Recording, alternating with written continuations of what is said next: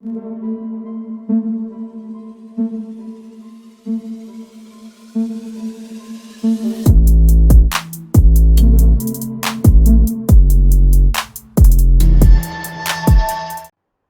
guys, welcome to Eternal Engineering Solution. இந்த வீடியோல நம்ம என்ன பார்க்க போறோம்னா a long awaited web language tutorial HTML and CSS ஓட ஒரு சின்ன intro clip தான் பார்க்க போறோம். பேசிக்கா எல்லாத்துக்கும் தெரியும் HTML means hypertext markup language and CSS means cascading styling sheet. But இது ரியல் டைம்ல நம்ம எங்க அப்ளை பண்ணுவோம்னா ஒரு website like Swiggy, Zomato or e-commerce website like Flipkart, Amazon or ஒரு வெப் அப்ளிகேஷன் கிரியேட் பண்றதுக்கு HTML and CSS யூஸ் பண்ணுவோம். HTML and CSS வந்து நம்ம ஃப்ரண்ட் அண்ட் டெவலப்மெண்ட்டா யூஸ் பண்ணுவோம். இது ஏன் நான் ஃப்ரண்ட் அண்ட் டெவலப்மெண்ட் அப்படின்னு சொல்றேன்னா, ஃபார் எக்ஸாம்பிள் நான் ஒரு Flipkart வெப்சைட் எடுத்துட்டேன்னா, இப்போ பார்த்தீங்கன்னா இப்போ நிறைய ப்ராடக்ட்ஸ் இருக்கு, லைக் டெலிவிஷன், லேப்டாப், ஒரு இன்வெர்ட் ஏசி, தென் கேமரா, நம்ம ஐக்கு எல்லாமே விசிபிளா இருக்கு. ஸோ இந்த விசிபிளா இருக்கிற கண்டென்ட் எல்லாம் நான் HTML and CSS யூஸ் பண்ணி இந்த லேஅவுட்ஸ், டிஸ்பிளேஸ், டிசைன்ஸ் இதெல்லாமே HTML and CSS யூஸ் பண்ணி கிரியேட் பண்ணுவேன். ஸோ இதனால தான் நான் இந்த ஃப்ரண்ட் அண்ட் டெவலப்மெண்ட் சொல்றேன். இந்த ஃப்ரண்ட் அண்ட் டெவலப்மெண்ட்டை வந்து நம்ம கிளைண்ட் சைட்ல யூஸ் பண்ணுவோம். ஸோ பேக் அண்ட் டெவலப்மெண்ட்னா, ஃபார் எக்ஸாம்பிள் இப்போ நான் இந்த டெலிவிஷன் ஆர்டர் பண்ணணும்னா என்ன பண்ணுவேன், ஃபர்ஸ்ட் லாகின் பேஜுக்கு போவேன். லாகின் பேஜுக்கு போயிட்டு இந்த டெலிவிஷனை கிளிக் பண்ணி ஆட் டு கார்ட் கொடுப்பேன். ஆட் டு கார்ட் கொடுத்த உடனே நெக்ஸ்ட் என்ன போகும், நம்ம databases name, email ID, mobile number, நம்ம இந்த அட்ரஸ் இது எல்லாத்தையுமே கலெக்ட் பண்ணி ஆர்டர் பேஜுக்கு போகும். ஸோ இந்த பேக் எண்ட்ல நம்ம ஐக்கு விசிபிள் ஆகாத என்னென்ன ப்ராசஸ், டேட்டா பேசஸ் ப்ராசஸ் எல்லாமே நடக்குதோ இதைத்தான் நான் பேக் எண்ட் டெவலப்மெண்ட்னு சொல்லுவேன்.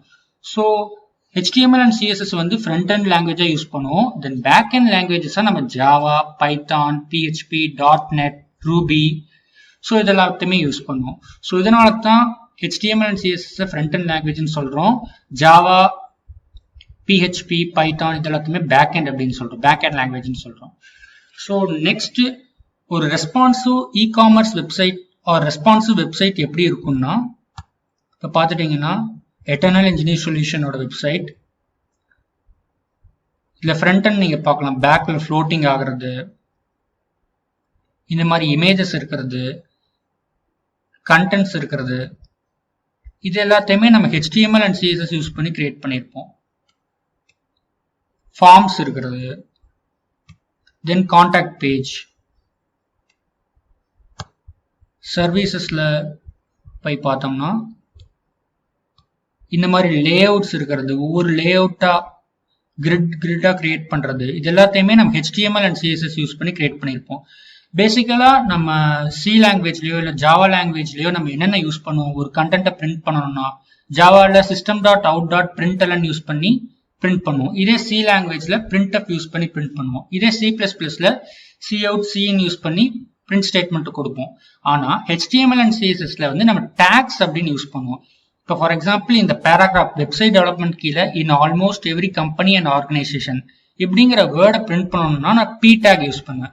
ஸோ இந்த மாதிரி டேக்ஸ் யூஸ் பண்ணி நம்ம அவுட்புட்டை டிஸ்பிளேவா கொண்டு வரதுனால தான் நம்ம HTML வந்து டேக்ஸ் யூஸ் பண்ணுவோம். ஸோ இதை விட ஒரு சிம்பிள் எக்ஸாம்பிள் சொல்லணும்னா, ஒரு பில்டிங் நம்ம கட்டணும்னா என்னென்ன யூஸ் பண்ணுவோம், ஒரு பிரிக் யூஸ் பண்ணுவோம், லாட்டிஸ் ஜல்லிக்கல் யூஸ் பண்ணுவோம், தென் சாண்ட் யூஸ் பண்ணுவோம், தென் சிமெண்ட் யூஸ் பண்ணுவோம். ஸோ இது எல்லாத்தையுமே நம்ம HTML அப்படின்னு சொல்லுவோம். இதே அந்த பில்டிங்க்கு கொஞ்சம் அழகுபடுத்தணும், ஒரு லே அவுட் கொடுக்கணும், ஒரு ஸ்ட்ரக்சர் கொடுக்கணும்னா நம்ம என்ன பண்ணுவோம், பெயிண்ட் பண்ணுவோம், தென் கலர் கொடுப்போம், தென் கொஞ்சம் இமேஜினேஷன் ஸ்ட்ரக்சர்ஸ், மேக்னிஃபையிங் ஸ்ட்ரக்சர்ஸ் கொடுப்போம். இது எல்லாத்தையுமே நம்ம CSS அப்படின்னு சொல்லுவோம். ஸோ நெக்ஸ்ட் நான் HTML and CSS வந்து ஜாவா டி பாயிண்ட் வெப்சைட்ல டுட்டோரியலா சொல்ல போறேன். ஸோ நீங்களா ஒரு ஓனா வெப்சைட் கிரியேட் பண்ணணும்னா நிறைய சாஃப்ட்வேர்ஸ் இருக்கு. So like Netbeans, Eclipse, Visual Studio இந்த மாதிரி சாஃப்ட்வேர்ஸ் இருக்கு. இங்க நான் யூஸ் பண்றது Netbeans சாஃப்ட்வேர். ஸோ இந்த Netbeans சாஃப்ட்வேர் இன்ஸ்டால் பண்றதுக்கு முன்னாடி நம்ம ஜாவா JDK ஃபைலை இன்ஸ்டால் பண்ணணும். ஸோ நான் அந்த லிங்க் டிஸ்கிரிப்ஷன்ல தந்துடுறேன், நீங்க ஜாவா JDK ஃபைலை ஃபர்ஸ்ட் டவுன்லோட் பண்ணிக்கோங்க. அதுக்கப்புறம் Netbeans இன்ஸ்டால் பண்ணணும். ஸோ Netbeansோட லிங்கையும் நான் டிஸ்கிரிப்ஷன்ல தந்துடுறேன். Netbeans குள்ள போனோம்னா first link Apache Netbeans 12.2 bin Windows x64.exe ஃபைலை கிளிக் பண்ணிக்கோங்க. தென் ஃபர்ஸ்ட் லிங்க் கிளிக் பண்ணிக்கோங்க. இந்த ஃபர்ஸ்ட் லிங்க் கிளிக் பண்ணோம்னா எனக்கு இங்கே நெட்பீன்ஸ் இன்ஸ்டால் ஆகும் 358 MB.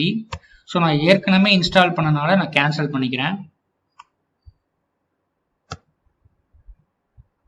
ஸோ நான் நெட்பீன்ஸ்குள்ளே போயிடுறேன். ஸோ இதுதான் என்னோட நெட்பீன்ஸ் பேஜ். இதில் நான் ஃபர்ஸ்ட் ஒரு ப்ராஜெக்ட் HTML ப்ராஜெக்ட் கிரியேட் பண்ணணும்னா ஃபர்ஸ்ட் ஃபைலுக்குள்ளே போய்க்கோங்க. தென் நியூ ப்ராஜெக்ட் HTML5 கிளிக் பண்ணிக்கோங்க. ப்ராஜெக்டில் HTML5. தென் நெக்ஸ்ட் உங்கள் ப்ராஜெக்ட் நேம் ஒன்று தந்துக்கோங்க. ப்ராஜெக்ட் பாத் லொகேஷன் டிஃபால்ட்டாக வந்துடும். தென் நெக்ஸ்ட், தென் ஃபினிஷ். இப்போ ப்ராஜெக்ட் கிரியேட் ஆகிட்டு இருக்கு. ஸோ இப்போ பார்த்தீங்கன்னா நமக்கு HTML ப்ராஜெக்ட் கிரியேட் ஆயிடுச்சு. ஸோ இதோட இன்டெப்த்தான HTML டுட்டோரியல்ஸை வந்து நம்ம நெக்ஸ்ட் வீடியோலேருந்து பார்க்கலாம். இந்த வீடியோ உங்களுக்கு பிடிச்சிருந்துச்சுன்னா லைக் பண்ணுங்கள். எட்டர்னல் இன்ஜினியர் சொல்யூஷன் சேனலை சப்ஸ்கிரைப் பண்ணுங்கள். தேங்க்யூ.